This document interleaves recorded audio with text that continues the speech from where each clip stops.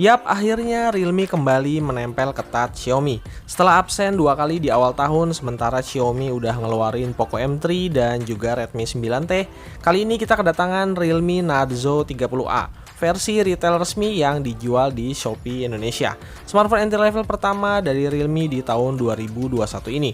Buat yang belum tahu speknya, jadi Narzo 30A ini adalah versi budget dari Narzo 20 yang harganya di 2,2 juta. Sementara harga retail dari Narzo 30A ini di 1,9 juta dan 1,8 juta untuk harga first ordernya. Smartphone ini kayaknya bakal jadi pilihan yang pas buat user yang preferensinya ke budget gaming. Chipset yang dipakai MediaTek Helio G85 12nm, RAM 4GB, internal storage 64GB, layarnya 6,5 inci IPS HD+, 2 kamera belakang 13MP dan terakhir baterainya 6000 mAh dengan charger 18 watt. Varian yang saya beli adalah varian warna biru, jadi sewarna sama boxnya yang sekarang udah ganti dari warna kuning ke warna biru. Sedikit penyegaran biar nggak samaan sama brand sebelah. Kita buka dulu isi di dalam boxnya. Ada kompartemen berisi SIM ejector, lalu ada juga manual book dan kartu garansi resmi dari Realme Indonesia. Nah sayangnya kita nggak dikasih soft case di paket pembeliannya.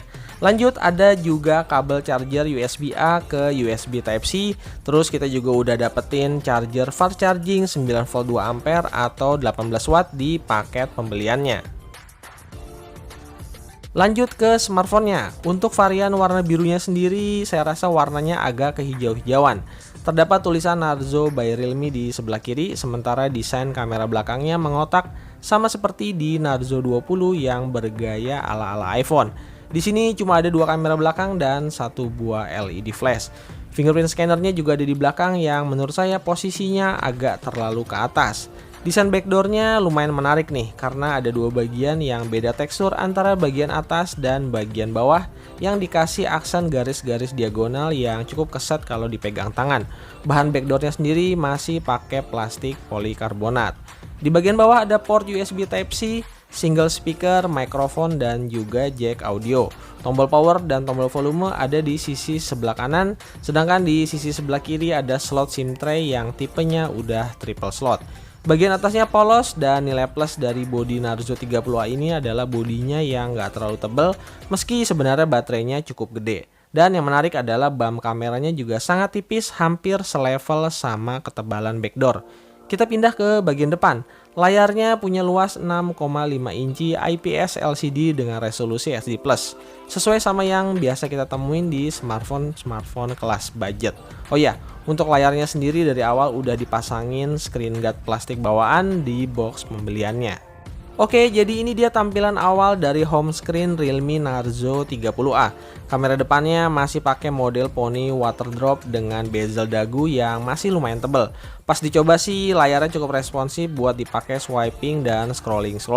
Layar SD Plus di Narzo ini kelihatan banget lebih terang dibandingkan layar-layar SD Plus di kompetitornya. Bisa terang gini mungkin karena brightness peak-nya yang mencapai angka 570 nits. Di ROM bawaannya masih ada beberapa aplikasi bloatware bawaan yang bisa dihapus supaya nggak menu-menuhin internal storage-nya. Data di About Phone, Realme Narzo 30A ini berjalan di Android 10 dengan Realme UI 1.0 di security patch-nya Januari 2021.